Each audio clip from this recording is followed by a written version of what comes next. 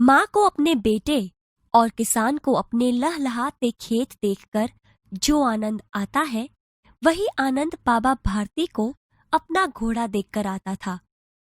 भगवत भजन से जो समय बचता वह घोड़े को अर्पण हो जाता। वह घोड़ा बहुत ही सुंदर और बलवान था। इसके जोड़ का घोड़ा सारे इलाके में न था। बाबा भारती उसे सुल्तान कहकर पुकारते, अपने हाथ से खरहरा करते, खुद दाना खिलाते और देख देख कर प्रसन्न होते थे। उन्होंने रुपया, माल असबाब, जमीन आदि अपना सब कुछ छोड़ दिया था, यहाँ तक कि उन्हें नगर के जीवन से भी घृणा थी। अब गांव के बाहर एक छोटे से मंदिर में रहते और भगवान का भजन करते थे। मैं सुल्तान के बिना नहीं रह सकूंगा, उन्हें ऐसा लगने लगा था। वे उसकी चाल पर लट्टू थे। कहते, ऐसे चलता है जैसे मोर घटा को देखकर नाच रहा हो। जब तक संध्या के समय सुल्तान पर चढ़कर 8-10 मील का चक्कर न लगा लेते, उन्हें चैन न आता। खड़क सिंह उस इलाके का कुख्यात डाकू था। लोग उसका नाम सुनकर कांपते थे। होते होते सुल्तान की कीर्ति उसके कानों तक भी पहुंची। उसका हृदय उसे देखने के लिए अधीर हो उठा। वह एक दिन दोपहर के समय बाबा भारती के पास पहुंचा और नमस्कार करके बैठ गया। खड़क सिंह, क्या हाल है? आपकी दया है। कहो, इधर कैसे आ गए? सुल्तान की चाह खींच लाई। विचित्र जानवर है, देखोगे तो प्रसन्न हो जाओगे। मैंने भी बड़ी प्रशंसा सुनी है। उसकी चाल तुम्हारा मन मोह लेगी।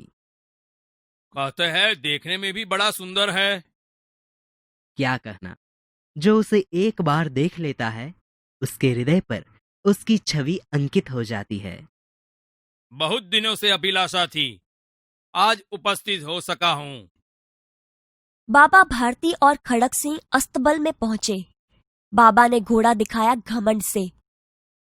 खड़क सिंह ने घोड़ा देखा आश्चर्य से। उसने सहस्त्रों घोड़े देखे थे, परंतु ऐसा बांका घोड़ा उसकी आंखों से कभी न गुजरा था। सोचने लगा, भाग्य की बात है, ऐसा घोड़ा खड़क सिंह के पास होना चाहिए था। इस साधु को ऐसी चीजों से क्या लाभ? कुछ देर तक आश्चर्य से खड़ा रहा। इसके पश्चात उसके हृदय में हलचल होने लगी। बालकों की सी अधीरता से बोला, परंतु बाबा जी, इसकी चाल न देखी तो क्या? बाबा जी भी मनुष्य ही थे। अपनी वस्तु की प्रशंसा दूसरे के मुख से सुनने के लिए उनका हृदय अधीर हो गया। घोड़े को खोलकर बाहर ले गए। घोड़ा वायु वेग में उड़ने लगा। घोड़े की चाल देखकर उसके हृदय पर सांप लौट गया। वह डाकू था और जो वस्तु उसे पसंद आ जाए उस पर वह अपना अधिकार समझने लगता था। जाते जाते उसने बाबा से कहा, बाबा जी, मैं यह घोड़ा आपके पास न रहने दूंगा। बाबा भारती डर गए। अब उन्हें रात को नींद न आती। सारी रात अस्तबल की रखवाली में कटने लगी। प्रतिक्षण खड़क सिंह का डर लगा रहता था, परंतु कई महीने बीत गए और वह न आया। यहाँ तक कि बाबा भारती कुछ असावधान हो गए। संध्या का समय था। बाबा भारती सुल्तान की पीठ पर सवार होकर घूमने जा रहे थे। इस समय उनकी आंखों में चमक थी, मुख पर प्रसन्नता। कभी घोड़े के शरीर को देखते, कभी उसके रंग को, और वह मन में फूले न समाते थे। ओ बाबा, इस कंगले की सुनते जाना। आवाज में करुणा थी। बाबा ने घोड़े को रोक लिया। देखा, एक अपाहिज वृक्ष की छाया में पड़ा कराह रहा है। क्यों, तुम्हें क्या कष्ट है? बाबा, मैं दुखियारा हूँ, मुझ पर दया करो। रामावाला यहाँ से 3 मील है, मुझे वहीं जाना है। घोड़े पर चढ़ा लो, परमात्मा भला करेगा। वहां तुम्हारा कौन है? दुर्गादत्त वैद्य का नाम सुना होगा, उनका सौतेला भाई हूँ। बाबा भारती ने घोड़े से उतरकर अपाहिज को घोड़े पर बैठा लिया और स्वयं उसकी लगाम पकड़कर धीरे धीरे चलने लगे। सहसा उन्हें एक झटका सा लगा और लगाम हाथ से छूट गई। उनके आश्चर्य का ठिकाना न रहा जब उन्होंने देखा कि अपाहिज घोड़े की पीठ पर तनकर बैठा है और घोड़े को दौड़ाए लिए जा रहा है। उनके मुख से भय, विस्मय और निराशा से मिली हुई चीख निकल गई। वह अपाहिज डाकू खड़क सिंह था। बाबा भारती कुछ देर तक तो चुप रहे। इसके पश्चात कुछ निश्चय कर पूरे बल से चिल्लाकर बोले, जरा ठहर जाओ। खड़क सिंह ने आवाज सुनकर घोड़ा रोक लिया। उसकी गर्दन पर प्यार से हाथ फेरते हुए कहा, बाबा जी, यह घोड़ा अब न दूंगा। मगर एक बात सुनते जाओ। खड़क सिंह ठहर गया। बाबा भारती ने निकट जाकर उसकी ओर ऐसी आंखों से देखा जैसे बकरा कसाई की ओर देखता है। फिर कहा, यह घोड़ा तुम्हारा हो चुका। मैं तुमसे इसे वापस करने के लिए नहीं कहूंगा, परंतु खड़क सिंह, केवल एक प्रार्थना करता हूं, उसे अस्वीकार न करना, नहीं तो मेरा दिल टूट जाएगा। बाबा जी, आज्ञा कीजिए, मैं आपका दास हूँ, केवल यह घोड़ा न दूंगा। अब घोड़े का नाम न लो।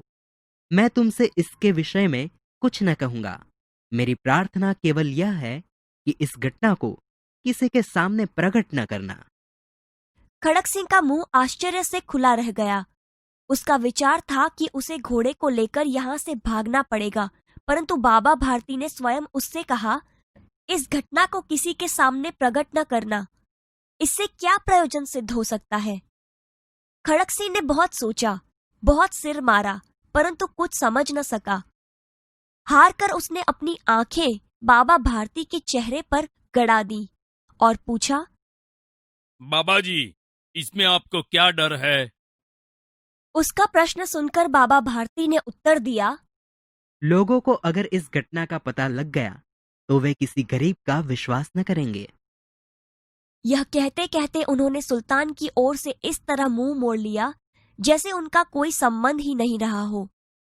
बाबा भारती चले गए, परंतु उनके शब्द खड़क सिंह के कानों में उसी प्रकार गूंज रहे थे।